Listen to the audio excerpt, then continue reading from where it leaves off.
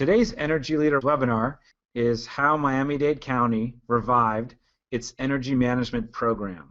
I'm Chris Heinz, VP of Marketing and Company Chaplain for EnergyCAP Inc. We publish energy management software. Today I'll be speaking with Patricia Gomez, who's Miami-Dade's Sustainability Program Manager. She also is a professional engineer. And also be speaking with Dan Coogan, who's Miami-Dade's Energy Management Specialist. Dan is a certified energy manager. Patricia and Dan, we're very happy to have you with us today. Miami-Dade County is well known as a lively travel destination. Maybe you've even vacationed there. But would you know that people actually live there? It's home to 2.5 million residents, although they do get 9.5 million visitors. There's 1,500 facilities in the county of Miami-Dade. They pay out $100 million each year in electricity expenses. They use 1 billion kilowatt hours per year in electricity. And there's 24 county departments. So there's a lot going on in Miami-Dade County. Perhaps your municipality or organization doesn't have numbers quite this big, but you have numbers that are important to you, just like Miami-Dade does. But wait, all was not well in paradise. Miami-Dade County was relying on outdated and inefficient processes, which created 3 big challenges. Today, we're going to talk about these 3 big challenges, and we have the help of Patricia and Dan to guide us through this. Patricia and Dan, let's talk about your 3 big challenges. Thank you, Chris. So I'm going to start talking about a little bit of our challenges that involve the stakeholders. Miami-Dade County received funding from the Department of Energy under the Energy Efficiency Block Grant during the fall of 2009. At that time, we started an electricity master plan in order to establish a comprehensive energy management program for our county operations. After we completed this plan, it was evident that the county needed to measure electricity usage more carefully if we wanted to be able to reduce our energy consumption. We were not the only ones that found this need. Our colleagues from our Internal Services Department had already thought about this.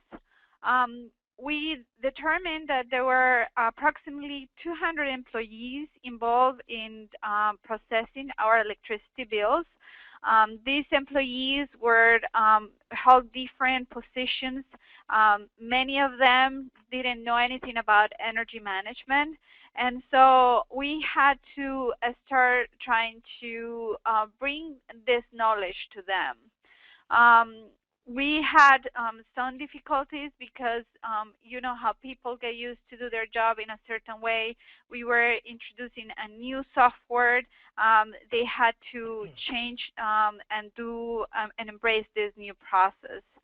Another problem related to this was that our county, and I'm sure this doesn't happen to anybody else, we work in silos. So our departments didn't have communication on how they were processing the bills or how we're doing the process. So we started with the more enthusiastic departments like the Internal Services Department, and we moved through phases to get this process going.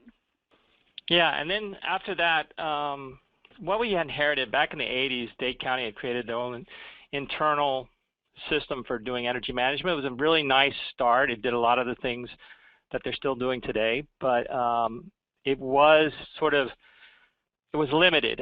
Certain departments agreed to work with it. It only worked with one of our.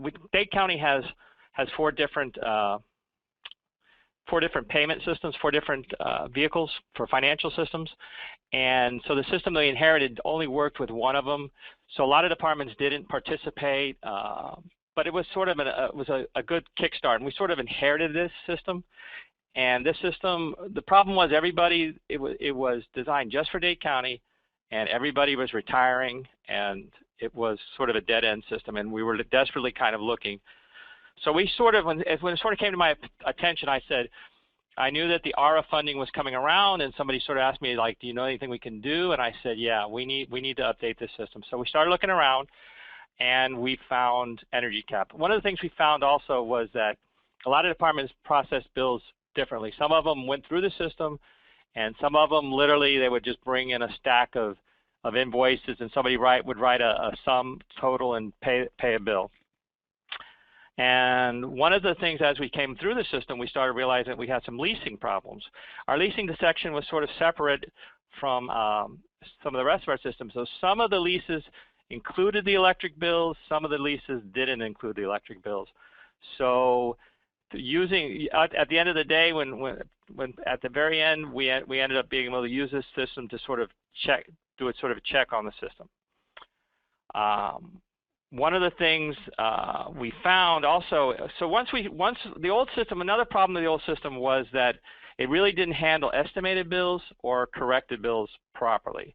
What was happening with when an estimated bill was coming in, it was basically processing it like it was a live bill. And many times it was, but sometimes those estimated bills would be followed by a corrected bill.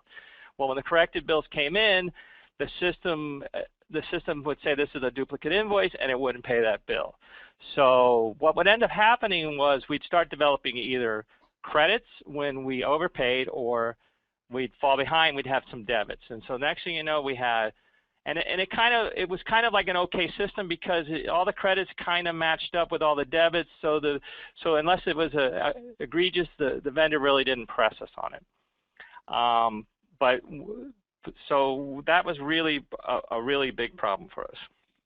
So then we went out through the ARA funding, and we started looking around, and we found EnergyCAP, and it really kind of met all our needs. We were able to, now one of the mandates we had with the system was we do not want to pay late payment charges. So we put in a block on late payment charges with the county.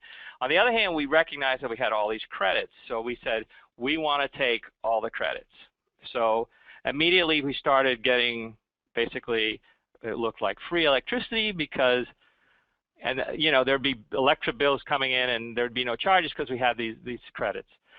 So now it's really brought the attention of everything we're able to bring everybody's attention to problems through this system. Now, one thing we found out from other departments, they all had various needs. We had aviation. They were struggling with just finding out where their meters are, and we now record where all the meter. We're recording all the meter numbers, and so if somebody's in the field and they look up a meter number, they can just reach out to our system, and we can know what account that's assigned to. We found also HUD. HUD has a lot of problems. Well, they have a lot of demands from the federal government to document their energy usage. So they've been a key advocate for us. They've been contacting us. They want to put more and more things on it. So they're actually helping us press the system into activity. We also this system is truly electronic. So what I mean by that is every part of it is electronic. We're using a standardized FPL standardized energy interface, which is EDI. It comes in batches. The EnergyCAP system takes all the data in. It does analysis of audit failures and things like that. It points out to us when we have credits. It points out to us all types of things. We've then dispersed a lot of the management to the field. So now all the departments are kind of involved. Before it was just a bill that would go to an accounting section, and then it would get processed, and it wouldn't even be their department. It would go to some other department. But now it's their responsibility.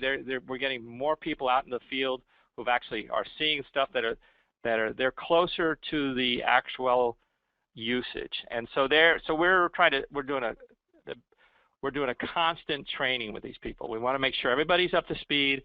Every time we have something new, we're getting new people coming in, and this really sort of has been pushing this out to the field. This system was really kind of dying on the vine, and now all of a sudden this has really kind of energized the group. We're getting a lot more activity. We got a lot more people who are interested in it. It's become, we've actually are getting other people. We're getting some of our recycling people are talking about using it because it's so easy to document stuff. We want to push it into the water system. That's our next big goal, is kind of push it out to the water system. We want to start using some sub-metering on it, because one of the problems, you have a user who's not using electricity, but he's not paying for the electricity, but he's using electricity. We want to be able to sub-meter these things, and we're going to take advantage of that next. That's coming up. Great. Well, let's break down these steps really of your transformation. There were 3 big challenges you and Patricia talked about. Let's now break down these 5 steps of transformation. So you talked a little bit about it, but let's go a little farther. Okay. You streamlined bill review and payment process. Could you talk about that? Okay. Well, like I said, what we've done is FPL is now using the standardized EDI format. So what they'll do is they create a batch of records on a daily basis. They send it to us electronically. The batch comes into the EnergyCAP system. It's done. We do audit analysis of it. The audit review is provided to all our users, distributed users. We get accountants. We get engineers. So what happens is, when the audit failures come in, depending on the type of audit failure, it's reviewed, evaluated. We try to document all the audit failures, what they found. For instance, if you find that their energy use is 35% higher, we ask that they make a note in the system indicating what they found. Maybe the system was unoccupied last year. Maybe this year they brought on some equipment. The bills they're approved in the field by our users. Once they come in, all the approved invoices are sort of gathered up, and depending on, because we have 4, like I said, we have 4 different financial systems. So depending on how they've come in, they're all brought in as a batch and then distributed from EnergyCAP out to the 4 different systems. So if the aviation gets their bills, and maybe water and sewer gets their bills, and HUD gets their bills, and then all the other departments go to our famous system. We have somebody from our accounting system then gathers up, and they then move the documentation or the bills on for payment, and then we get a feedback from the system, so that we get check numbers, and we get clearing dates, and everything is brought back in the system, so that if for instance, if I'm looking into it and somebody says, hey, did this bill get paid, I can literally tell them, yeah, it was paid under check number, whatever. And then if somebody says, what bills were, I get from FPL sometimes, what bills were paid under check number, I can run a report showing me all the bills that were paid under the check number. Cool. So you ended up with a streamlined bill review and payment process. Yeah, and I'd like to point out that because we moved from paper to electronic, I've heard estimates from $2 to $10 per invoice, and we estimate even on the low end of 54,000 bills at $2, so we save just about $108,000 a year just because we're doing it electronically. Great. The next thing let's talk about is electronic bill processing. How has that improved your system? The electronic bill processing, like I said, we're saving $108,000 a year at least. We're able to communicate better with our electric company on missing bills. There was a constant. In the past, there was a constant back and flow of invoices going back and forth and communications, and now we have the ability to sort of centralize it all and make quicker decisions, faster resolution of problems, things like that. And it's all because it's all done electronically. Let's talk next about countywide training, because you had 24 county departments, right, that had to be trained and brought on board. Patricia, how did you accomplish this? Right. So, like Dan mentioned before, Miami-Dade County processes around 54,000 bills a year. As you can imagine, with this number of bills and the number of departments, we'd had hundreds of people that touched the bills at one point in time. Some people received it, some people reviewed it, some people approved it, and finally our utility get the check. So what we did is we involved our upper management at the very beginning. We met with our county mayor staff, our directors. We mentioned the project. We told them about the project, that we have their buy-in. And then we developed training for all the users. One of the critical steps was identifying those users. Who are we going to train? Through the implementation, we met with everybody in the county that was involved in paying electricity bills. So through that process, we identified the people that we needed to train. We started with the most enthusiastic departments, like our Internal Services Department. Dan works in the Internal Services Department, ISD. I work in the Office of Sustainability, which now is under the Planning Division. So we kind of started with the people that we knew. Dan being the leader, we started with his department. We also wanted to bring big successes earlier, so we started with the large departments, and aviation was a key supporter to this entire process. We built momentum, and in 18 months, we trained all the departments and all their staff. But that wasn't it, because now the solution was implemented, but we also need to continue to keep the knowledge current.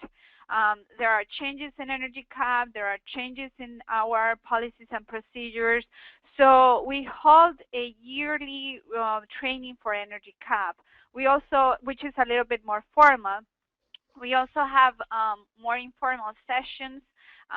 One thing that I wanted to mention is that we develop a policies and procedure document for the first time in how to process bills. So when Dan and I retire, there is the documentation how we did it and how they can continue with the project. Well, I'm sure that was a big win when you got all those counties on board. For sure it was. It was, and I guess it was great to have everybody in one room. I don't think anybody knew their counterpart in other departments, so I think just getting to know people and changing the environment, and that was a great help. Yeah, and you all came together for a common goal, so that definitely helps the organization. Great, that was very informative. Let's talk next about Energy Star, which is one of the values you shared with me for this new system. Correct. So the Office of Sustainability, we were responsible with complying with a resolution of our Board of County Commissioners that was to use Energy Star for benchmarking. Everybody knows that benchmarking is one of the most useful tools for energy management because it helps us measure changes over time about our energy consumption and really reveals areas for improvement. So how we were doing it before, like everybody can guess, everything was manual, right? So it was very, very a slow process, tedious, and labor intensive. So one of the things that we really love about EnergyCAP was the process of getting historical data for our buildings was going to become automated. EnergyCAP has a direct link with Energy Star, and so that was very, very helpful to us. We are still working on it because, believe it or not, we didn't have all the data we needed to benchmark all our buildings. So it's been a process. We haven't finished, but we continue to work on it. And we are very happy now to report back to the county commissioners that we are compliant with that resolution that they passed. And we are giving a tool to our building managers so that they can determine how are they doing their job as it relates to energy consumption. Is their building working well? Is their building working not so well? What are the areas that they need to improve? So we are very thankful for EnergyCAP being that tool to help us accomplish that goal. Great. So we talked about streamlined processing. We talked about countywide training, electronic data, Energy Star. I know you've gotten a lot of benefits from your new process. Let's talk about identifying bills. How does EnergyCAP and how does your new process help with that? Yeah, well, one of the things that what we've gone to is we, even though we have the energy knowledge, we're trying to push the energy knowledge out to the field. So when EnergyCAP comes into an audit problem, and what I tried to do is push it out to the building managers and allow the building managers to deal with the problem, because they're in the field. I'm sitting in an office, I get the bills, I really don't know. So I'm trying to help them understand the energy side of it. You know, a lot of people have a problem with concept of what demand is, and I try to talk them through what demand is. But I've been moving more towards, you know, creating best business practices. So when people contact me and say, "What am I supposed to do here?" and I basically try to help them out and say, "Well, you know, you need to, you need to kind of look at your building." So we're actually trying to use the system to talk to our other systems. In other words, some of these people, some of the buildings have building control systems. So when they contact me and they say, I tell them, "Well, you got a high bill. Your bill's too high." Then I'll reach out to them and they'll say, "Well, what do you know?" A lot of them will say, "Well, I'm not sure. I mean, I don't know what to do." I said, "Well, have you looked at your building control system? You know, is anything out of the ordinary? You got anything in override? Things like this." And then so they should look at their systems and say, "Oh yeah, you know, I had a situation where somebody's chiller was put in manual mode, who knows when. And when the system came out, they said, 'Oh yeah,' and they released the system back to normal." The other thing that our local electric company's also gone to electronic. They got the new smart meters. So now when I reach out to them, I say, "Well, go to FPL's website and check the smart meters. You can compare this." You know, I tell them it's 35% higher than it was last year. Now they can go to I try to talk them through how to go to the website, how to check a look at their building this year, compare it against last year's building. So we're trying to make these technologies talk to each other, or I should say, communicate to the others through the manager. And so this is one of the ways that we use the system to sort of flag stuff that needs to be looked at. We're also using it for accounting issues. When we have late payment charges, to find out when the old bills were, you know, before we want to pay a late payment charge, we want to make sure that all the old bills were paid. And because of the old system, some of those invoices are kind of lost, okay, because it was all done by paper. And so we have a very old system to check it out. But so when we have a late payment charge, we reach out to our vendor. Please send us the invoice that caused this late payment charge. So then we can start clearing up some of these old issues. One thing we found is our utility company, FPL, only maintains 5 years of records. Well, now with EnergyCAP, we can go beyond 5 years of records. We actually have better records in many cases than FPL. One thing, like I mentioned once before about the leases, we're able to now identify if we close a building, we can check on EnergyCAP and see whether whether we're paying the bill or not, and make sure that the bill has been closed out. One of the things that when we were first evaluating different systems that I liked about EnergyCAP is many companies will try to sell you a service. In other words, they want to take your energy bills and then initially they'll do a wonderful job, and I'm not saying they won't do a wonderful job throughout, but their big savings will be right off at the beginning when they find all your problems and get them resolved. But then it becomes a service, and they continue to charge you. And this way, the Dade County is so large, we thought it would be better that we take care of this internally. So we're basically we paid for the software up front, and we're paying for a maintenance fee on the software, but the actual energy usage and all that bill stuff is all being done internally. So we should be making big savings there. And also, the other thing that we're utilizing the system for is when we have a lot of turnover, building managers change,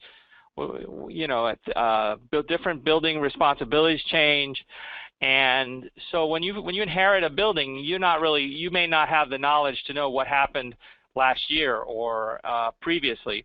With the system now, because we're documenting these when there are changes in the field, we're able to document it, so when the new user picks it up, he can look at the old audit failures and see what they found out and get a real sense of what's going on, and it should give us more ability to prevent bigger problems from occurring for a longer period of time. Now you can see what has been resolved and maybe what needs to be looked at when you take over a building quicker. Thanks, Dan. Sure. So Patricia and Dan, what was once an outdated and inefficient process for managing energy at Miami-Dade County was resuscitated by a new streamlined bill review and payment process, electronic bill processing, countywide training, which included 24 county departments, Energy Star building energy ratings, and automatic submittal, and the identification of problem bills and buildings. That's a lot of challenges you tackled, but hey, we're coming up with more benefits than challenges, right? So that's good. So those of you listening to this, your particular organization might not share the exact same challenges as Miami-Dade, but it may still need to be improved. And chances are, because you're on this webinar, you want to improve your utility bill processing. So the lesson from Miami-Dade is that any system can be revived. With their size, with their numbers, they found a way to bring their county departments together. They found a way to overcome the obstacles that were holding them back. So if they can do it, you can do it. If you'd like further information on what Miami-Dade County did, we did publish a case study on them. I encourage you to go to EnergyCAP.com to pick up this case study. We also, as I said, are recording today's webinar, and we'll make it available for you soon. Also, if you would like to ask Patricia or Dan any questions, please feel free to email them. I asked them ahead of time. They said that will be okay, so they would, in a sense, be expecting your emails. Thank you very much, both of you. Feel free to email Dan or Patricia if you have questions.